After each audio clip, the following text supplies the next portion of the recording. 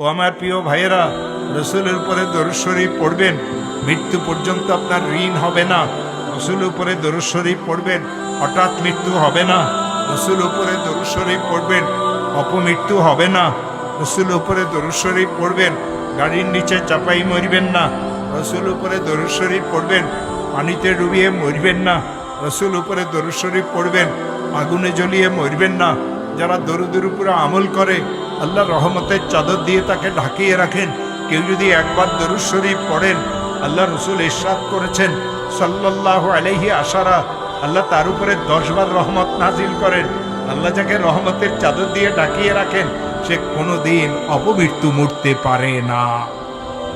দুরারোগ্য ব্যাধিতে সে পড়বে না, বিপদগ্রস্ত সে হবে না, দুশ্মন তার কোনো ক্ষতি করতে পারবে না, মিথ্যা মামলা মকদ্দমাতে সে পড়বে না।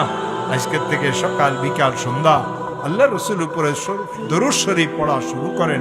আল্লাহুম্মা সাল্লি আলা মুহাম্মদ, আল্লাহুম্মা